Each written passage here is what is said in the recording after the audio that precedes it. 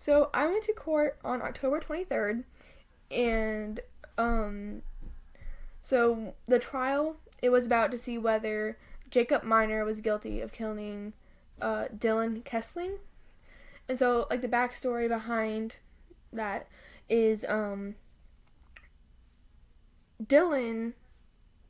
Dylan was riding on his motorcycle in Zebulon near Highway 39 and just driving, and then Jacob was in a car. He was intoxicated.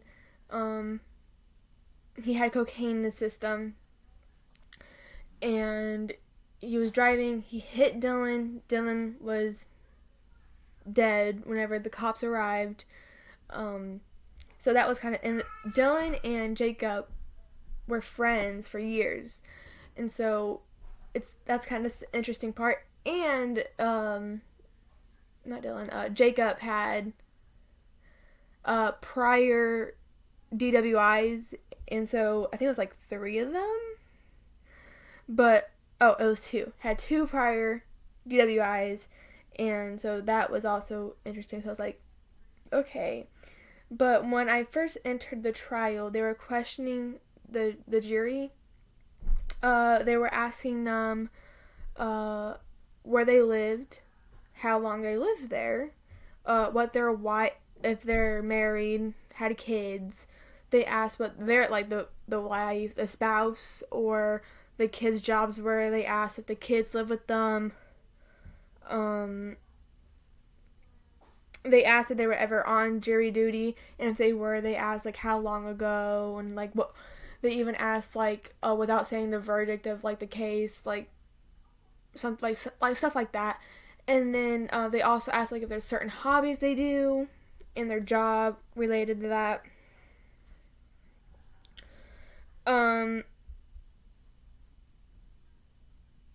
They asked, so and then one juror that was in there. Let me just go back to this. While I was in there, they released 12 jurors. So I first entered. They were I think that was the first set, and so there was the one guy who stuck out a lot to me because he was like the first to like say anything. Like he didn't like agree with like not agree, but like he said that he couldn't be fair to the trial because he was like, his name was Mr. Dyer. They asked him, would you, what did I say? Like, what was your opinion on like the alcohol and stuff like this? He immediately was like, I think he immediately said that it should not be even like nobody should even drink it.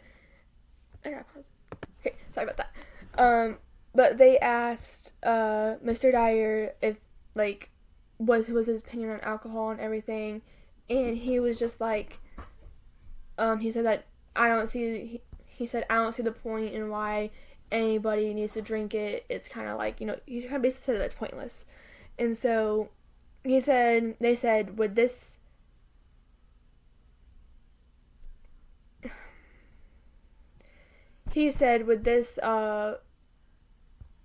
what's it called, not hinder, but would it like cloud your like, could you still be a juror, like would you be fair? And he was like, I do not think so. But then they went back to him and he was like, well, he had problems in the past with drugs too. So he was like, when they brought up had like cocaine, he was like, yeah, I cannot do this either. He was like, I don't want to like backtrack like his own success. He said that he just couldn't be a juror. He was like, I just can't do it. And I was like, okay.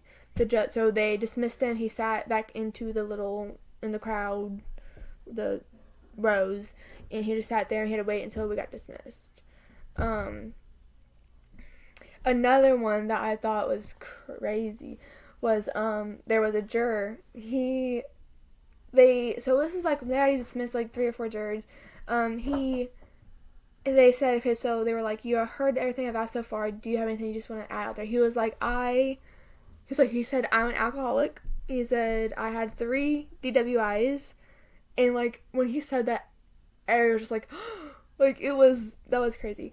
But when they said that, they were like, okay, can you tell me more about it? So basically, he went in detail about how he had the DWIs. He had 3 of them. His latest one was in 2011, and they said okay, and so they discussed it, and after that they let him go, and then there was more. It was very crazy, but there was a nurse. I forgot her name, but there was a nurse, and they were like, so since you run like blood labs, or like the labs and blood and everything, would you be use like not use that knowledge and just from where you work and be able to use it sort of like a fair trial? And she was like, well, probably, yeah. And then they discussed it again, and they dismissed her also. So but that was some part of the yeah, that was interesting. So the name of the defense attorney, his name is Nathan Sweet. He runs his practice with his wife, and he was kind of repeating the same stuff over and over again, to the point where the judge was there also.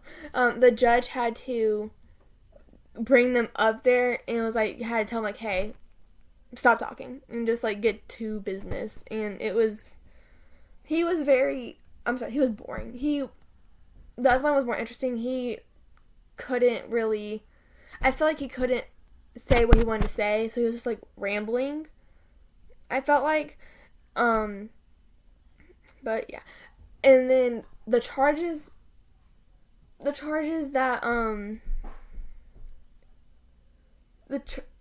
charges that Dylan was that Jacob was charged with was second-degree murder and driving while impaired, because, well, as we said, Jacob had cocaine in the system while he was driving at night. And yeah, so whenever they said that, a lot of people was like, oh wow. So a lot of people who have been like arrested in the past with jail, like because they were doing drugs, they also got dismissed off the jury. So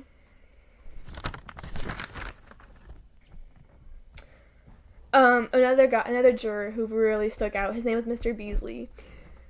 He was like, he reminds me a lot of Mr. Dyer, because he was like, no, wait a second.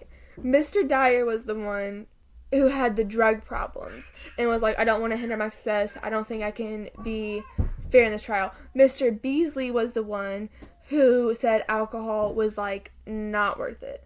Like, so whenever Mr. Beasley went on to when Mr. Beasley was talking, they went back to him like 3 or 4 times, and he was like, every time he was like, I don't think alcohol is worth it. He was like, I don't think that somebody should have to, he was like a no tolerance thing. Like, he thought nobody should drink that. It's just not worth it. So they keep asking, will you be impartial? Will this be fine? And he was like, no. Like, I will not. So them two reminded me a lot of each other. Those two stuck out the most, and especially the one who said, who had the 3 DWIs. And it wasn't just him.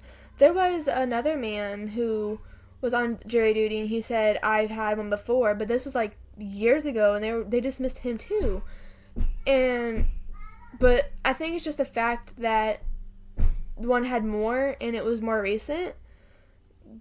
And they also, while they were in there, the other attorney, he explained, he was like, we had to see like the first degree murders. They had to say like, checked. They were trying to see if malice was involved, but the thing is, malice, I don't think it wasn't involved. I don't I'm pretty sure. But yeah, oh crap. But yeah. So whenever I'm just gonna lay out the whole thing now. So when I first entered, I was there for like 30 minutes, and then they were like, we have to go to lunch, and I was like, crap. Okay. So we left, we came back, and that's when they were just doing their selection, and they were just asking like all these questions, and I felt like, honestly, I feel like being a juror makes you very, I feel like it's very like they ask a lot of personal questions. I get that it's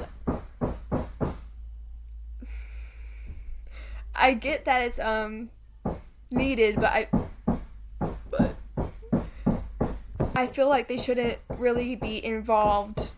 Like, I feel like it's kind of personal. Like, if you say that you have a DWI, I feel like they shouldn't dig into that background so much, because I feel like it's kind of just personal. But I get what they have to do it. But and then they also ask if they have been in jail, if they were treated fairly or unfairly by the police officers, and most of them that said yeah, they were treated fairly, and like, was it fair for them to get sentenced to that? They said yeah. So I mean, but this is like totally like off related, but my personal opinion about this, like the case, from what I've heard, is that Jacob needs to go bye-bye, because when I saw him in court, he just looked like, okay, like he looked crazy. Like he looked at like we made dead eye contact too. Like he looked at us, like when we're sitting back with the group. He looked crazy. But the other thing that I'm saying is like, why would he kill his friend? So I'm thinking in my head, it's like they probably did it on accident because, well, he was intoxicated. But we'll see what happens.